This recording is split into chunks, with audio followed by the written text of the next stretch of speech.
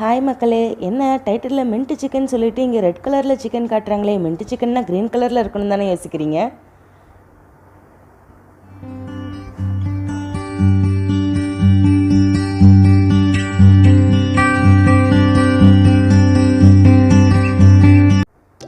மறக்காமல் நம்ம சேனலுக்கு சப்ஸ்கிரைப் பண்ணுங்கள் கைஸ் ப்ளீஸ்.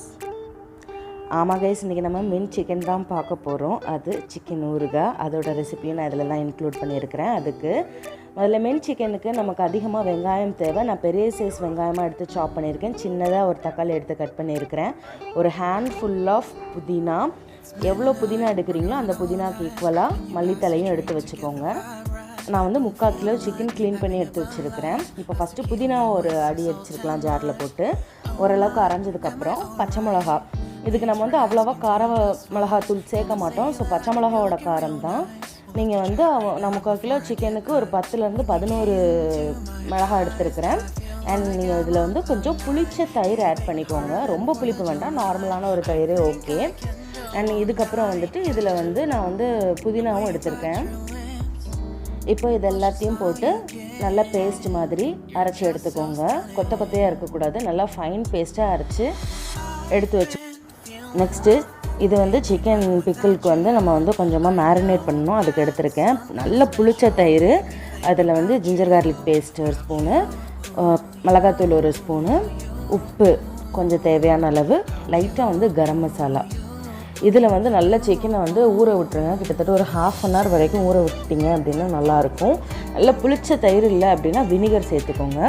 அது கூட ஒரு மூடி வந்து ஆலிவ் ஆயில் சேர்த்துக்கிட்டேன். நீங்கள் ஆலிவ் ஆயில் சேர்த்துக்கலாம், இல்லைன்னா அது வேண்டாம், அது ஆப்ஷனல், உங்கள் இஷ்டம். இந்த மாதிரி லம்ஸே இல்லாமல் நல்ல பேஸ்ட்டாக வந்து இது பண்ணிவிட்டு இந்த சிக்கன் வந்து எப்படின்னா நல்ல போன்லெஸ் பீஸாக வாங்கி போட்டுக்கோங்க. இதில் நல்லா மேரினேட் பண்ணி வச்சுடுங்க. புளிச்ச தயிராக இருக்கணும். புளிச்ச தயிர் இல்லை அப்படின்னா நீங்கள் வந்து லெமன் ஜூஸோ இல்லை வந்துட்டு வினிகரோ நீங்கள் சேர்த்துக்கலாம். இன்ஸ்டண்ட்டாக செஞ்சு சாப்பிட்றதுக்கு நான் வந்து இப்போ ரெடி பண்ணியிருக்கேன். அண்ட் இப்போ வாங்க மின்ட் சிக்கனுக்குள்ளே போயிடலாம். பேனில் வந்துட்டு 2 ஸ்பூன் கீ ஆட் பண்ணிக்கோங்க. Ghee, butter or normal vegetable oil, அது உங்களோட இஷ்டம், எதனாலும் நீங்கள் சேர்த்துக்கலாம். நான் இன்றைக்கி கீ சேர்த்துருக்கேன். நல்லா 2 ஸ்பூன் கீ நல்லா உருகுனதுக்கப்புறமா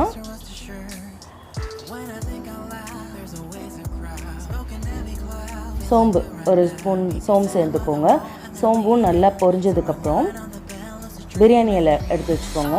இதுக்கு ரொம்ப வந்து இன்க்ரீடியண்ட்டும் நான் வந்து போடலை, லைட்டாக தான் மைல்டு இதுக்காக தான் போட்டிருக்கேன். ஏன்னா வந்துட்டு அந்த மின்ட்டோட ஃப்ளேவர் இருக்கணும்.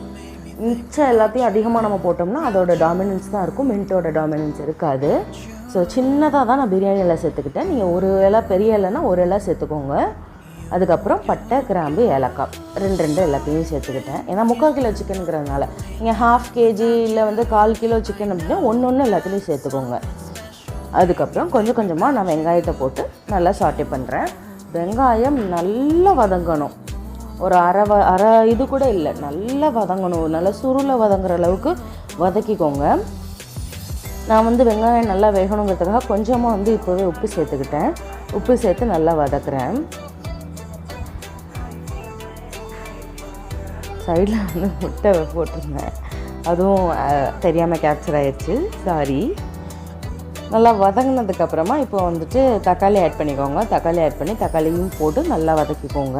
இப்போது உப்பு தேவைன்னா கொஞ்சம் கொஞ்சமாக கூட நீங்கள் உப்பு போட்டு வதக்கிக்கோங்க. பாருங்கள், இந்த மாதிரி நல்லா வதக்கிக்கோங்க. நல்லா வதக்கினதுக்கப்புறமா இஞ்சி பூண்டு பேஸ்ட் சேர்த்துக்கோங்க.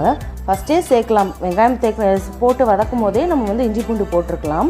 பட் தக்காளியும் நல்லா வதங்கினதுக்கப்புறம் போடலாம் அப்படிங்கிறதுனால நான் இதில் வெங்காயம் தக்காளி நல்லா வதங்கினதுக்கப்புறம் இஞ்சி பூண்டு சேர்த்துருக்குறேன். இதெல்லாம் ஒரு கிரேவி மாதிரி ஆனதுக்கப்புறம் நீங்கள் வந்துட்டு சிக்கனை வந்து ஆட் பண்ணிக்கோங்க கொஞ்சம் கொஞ்சமாக. பார்த்திங்களா, சிக்கனும் வெங்காயம் இஞ்சி பூண்டு எல்லாமே ஒன்றா மிங்கிளாக இருக்கும் போது நீங்கள் இந்த க்ரீன் பேஸ்ட்டு அதை வந்து ஆட் பண்ணிக்கோங்க. அதாவது புதினா, மல்லி, பச்சை மிளகா, தயிர் போட்டு அரைச்சதை இதில் சேர்த்துக்கோங்க கைஸ்.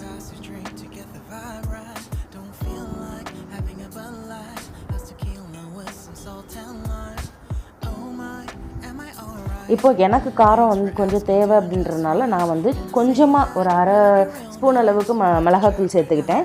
நீங்கள் வேணும்னா சேர்த்துக்கலாம், இல்லைன்னா வேணான்னா ஓகே. இப்போ வந்து நம்ம பிக்கிளுக்கு பார்த்துடலாம்.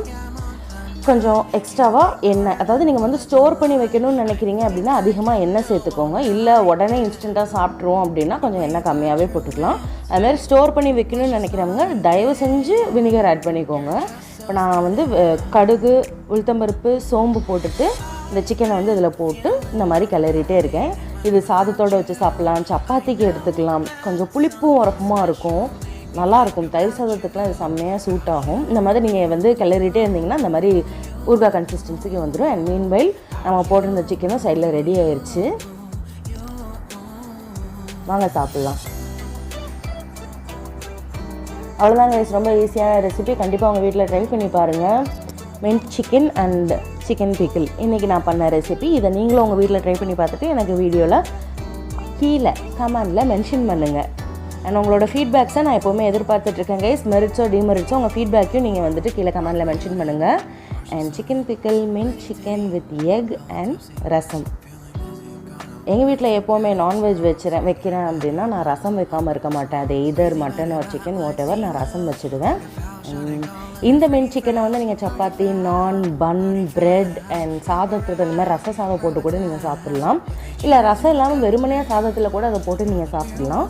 செம்ம டேஸ்ட்டாக இருக்கும். ட்ரை பண்ணி பாருங்கள் கைஸ். தேங்க்யூ ஃபார் வாட்சிங்.